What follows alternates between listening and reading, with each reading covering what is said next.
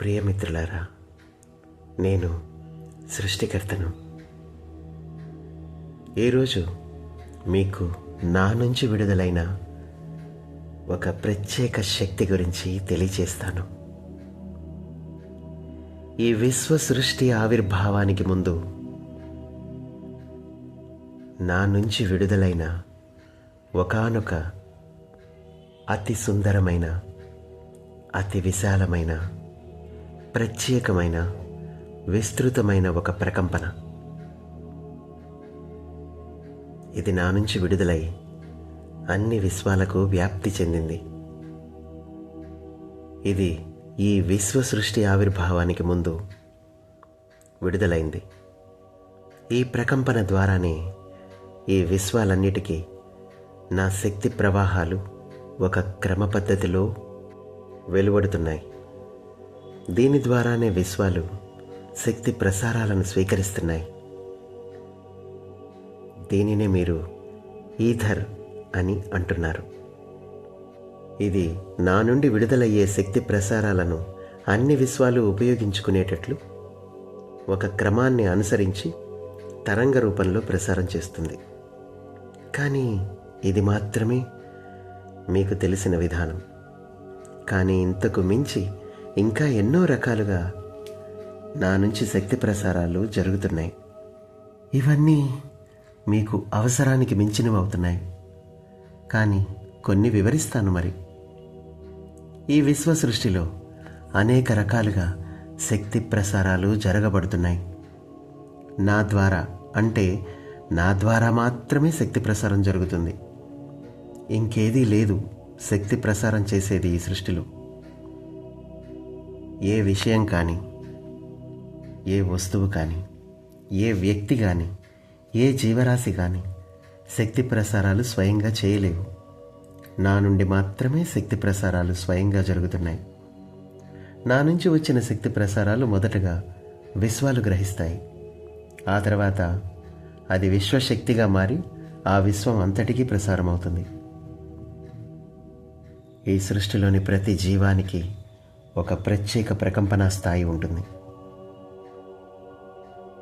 ఇది నా సృజనాత్మకత మాత్రమే, కానీ వాటి ప్రత్యేకత కాదు.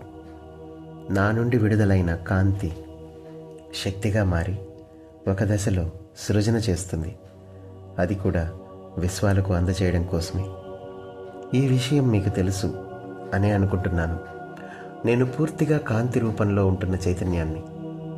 నా చైతన్య పరిణామంలో భాగంగానే నా నుండి కాంతి విడుదలై అది శక్తి రూపాన్ని ధరించి అవసరమైన చోట జ్ఞానంగా మారి అది విషయంగా మారుతుంది. అసలు రహస్యం ఏమిటంటే, నా కాంతియే పరిణామక్రమంలో మార్పులకు గురై అనేక రూపాలు సంతరించుకుంటోంది. దీని ఫలితంగా విశ్వాలు కూడా మార్పుకి లోనవుతున్నాయి. ఇలా మార్పుకి లోనవ్వటమే విశ్వాల యొక్క మనుగడ అవుతుంది. ఒక విశ్వం యొక్క పుట్టుక, అందులోని జీవరాశుల యొక్క మనుగడ ఆ విశ్వం గ్రహించి ప్రసారం చేస్తున్న విశ్వశక్తి మీదే ఆధారపడి ఉంటుంది.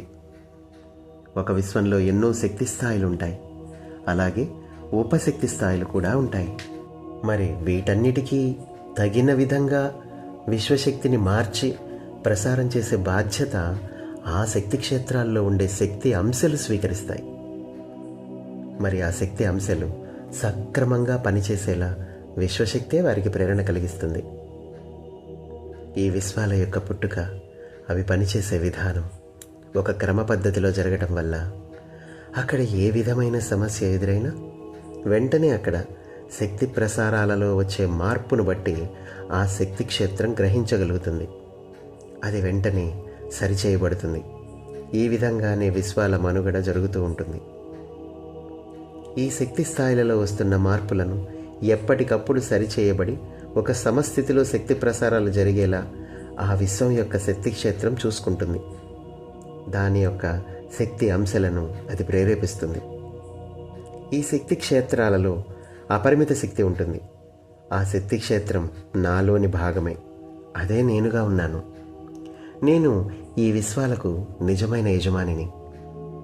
ఇలాంటి విశ్వాలు అనంతంగా నాలో ఉన్నాయి.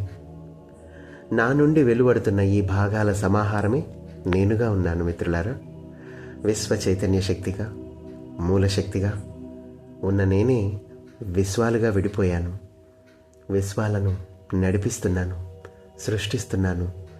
శక్తి ప్రసారాలు చేస్తున్న నేనే శక్తిగా ఉన్నాను, శక్తిమయంగా ఉన్నాను. మరి ఇదంతా నా కోసం నేను చేసుకుంటున్న ఒక వినూత్నమైన విస్తృతి. ఇదంతా ఏకమై నేనే అవుతున్నప్పటికీ, ఎన్నో భాగాలు నా నుండి విడిపోయినప్పటికీ నేను ఏకరూపాన్నే, నేను ఏకత్వంలోనే ఉంటాను. ఇదంతా కలిసే నేనవుతున్నాను. ఎలా అయితే మీ శరీరంలో ఎన్నో భాగాలు ఉండి అవన్నీ కలిసి పనిచేస్తూ మీరు ఒక వ్యక్తిలా కనిపిస్తున్నారో, అలాగే ఈ విశ్వాలన్నీ కలిపి నేనుగా ఉన్నాను. నేను ఎంతవరకు వ్యాపించినా కూడా ఏకరూపుడిని, ఏకత్వాన్ని సంతరించుకుంటాను. నేను కానిది, నేను లేనిది ఈ అనంత సృష్టిలో ఏదీ లేదు.